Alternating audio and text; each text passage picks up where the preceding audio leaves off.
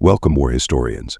Today we delve into the life and legacy of Hermann Göring, a prominent and controversial figure in World War II history. Hermann Göring was born on January 12, 1893, in Bavaria. Göring spent his early years in Berlin-Friedenau and a small castle, Weldenstein, provided by his godfather, Hermann Eppenstein, who was also his mother's lover for 15 years. Hermann was interested in a military career from a young age, attended a military academy, and joined the Prussian army in 1912. During the first year of World War I, Hermann Göring served with his infantry regiment. Persuaded by his friend Bruno Lohriser, he unofficially transferred to the air combat forces. Although he was sentenced to 3 weeks confinement for transferring without permission, the punishment was never enforced and earning Iron Crosses for their reconnaissance and bombing missions. During combat with aircraft, was seriously injured.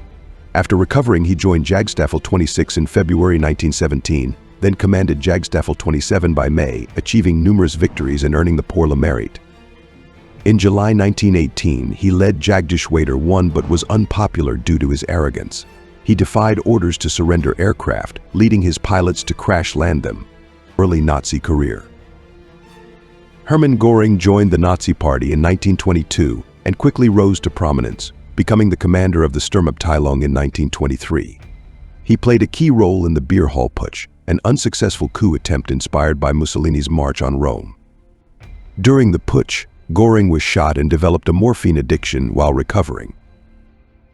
Following the failed coup, Göring fled to Italy, where he met Mussolini in 1924.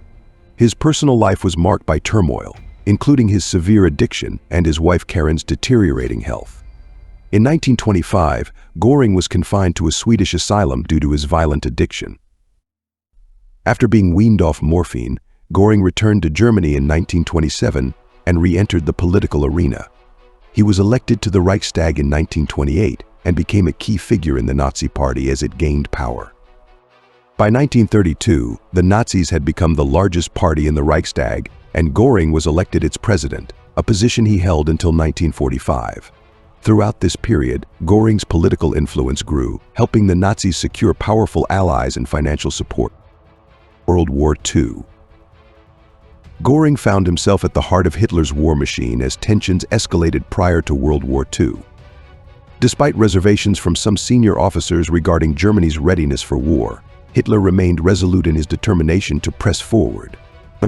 This culminated in Göring's appointment as the chairman of the Council of Ministers for the Defense of the Reich on August 30, 1939, just before the outbreak of hostilities. The invasion of Poland on September 1, 1939, marked the commencement of World War II. In a symbolic gesture of trust, Hitler designated Göring as his potential successor, highlighting Göring's increasing stature within the Nazi hierarchy. The initial stages of the conflict saw Germany achieve rapid successes, owing in part to the decisive actions of Göring's Air Force, which played a crucial role in operations spanning Poland, Norway, Belgium, and France in 1940. Göring's contributions did not go unnoticed. He was honored with prestigious awards, including the Grand Cross of the Iron Cross, and received a promotion to Reichsmarschall des Großdeutschen Reiches, a unique rank created specifically for him, granting him unparalleled authority within the German military hierarchy.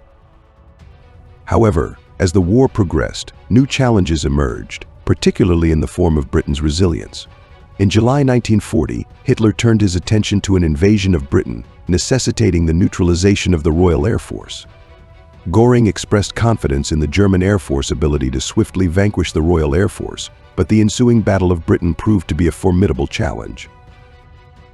Despite extensive bombing campaigns targeting British cities and industries, the German Air Force failed to achieve the desired air superiority. This setback led to the postponement of Operation Sea Lion, the planned invasion of Britain, in September 1940. Göring's optimism waned as the Blitz failed to break British morale, ultimately prompting Hitler to cancel Operation Sea Lion in October 1940. Although Göring's reputation as a military leader was tarnished by the failure to subdue Britain, his influence within the Nazi regime remained considerable.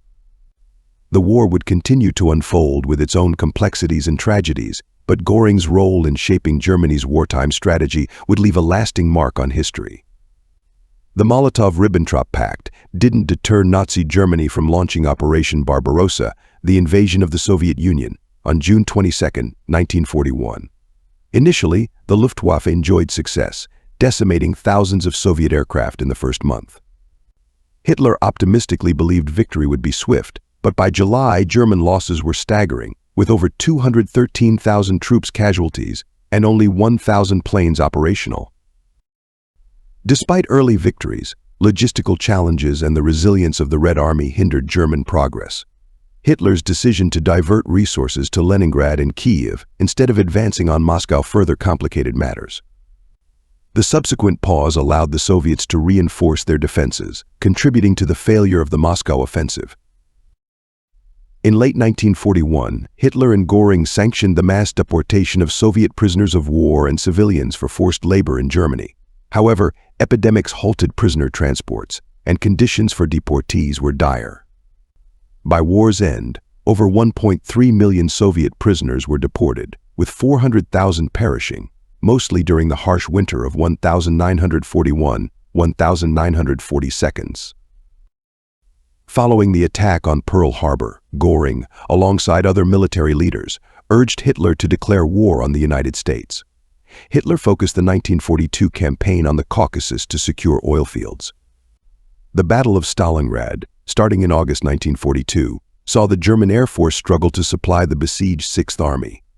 Despite promises of support, supply deliveries fell short, contributing to the Army's eventual surrender in February 1943, with only a fraction surviving Soviet captivity. End of the war. As the Soviet forces closed in on Berlin, Hitler's grip on power slipped into futility. His last birthday, celebrated in the Führerbunker on April 20, 1945, became a somber occasion as top Nazis, including Göring, bid their farewells. By this time, Göring's estate Karen Hall had been evacuated and destroyed, with its treasures relocated elsewhere. On April 22, 1945, Hitler, in a moment of rare candor, admitted the war's futility and declared his intention to remain in Berlin until the end, after which he planned to commit suicide. Hitler suggested that Göring should negotiate a peace settlement in his stead. Alfred Jodl, present during Hitler's declaration, relayed the message to Göring's chief of staff, Karl Koller, who promptly flew to Berchtesgaden to inform Göring. A decree issued by Hitler a week into the Soviet invasion named Göring his successor, granting him full authority in the event of Hitler's incapacitation. Sensing the gravity of the situation, Göring deliberated with his advisors and concluded that Hitler's decision to remain in Berlin rendered him incapable of governance. According to the decree, it fell upon Göring to assume leadership. Göring, fearing a power struggle with Martin Bormann, Hitler's confidant, sent a telegram requesting Hitler's permission to take over as Germany's leader, emphasizing that he would act as Hitler's deputy. Bormann intercepted the telegram, portraying it as a coup attempt to Hitler. Hitler, swayed by Bormann's narrative, rescinded the decree and threatened Göring with execution for treason unless he immediately resigned from all offices. Realizing the precariousness of his position, Göring complied, resigning and effectively ending his bid for leadership.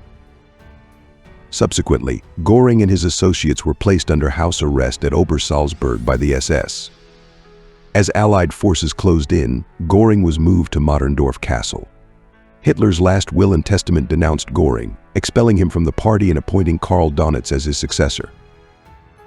Göring's fortunes changed when he was freed by a passing German Air Force unit on May 5 and subsequently surrendered to American forces on May 6, 1945. He was interrogated by U.S. Air Force's Commander Karl Spaatz and others on May 10 at the Ritter School in Augsburg, Germany. Death. After trial, Göring made an appeal asking to be shot as a soldier instead of hanged as a common criminal, but the court refused.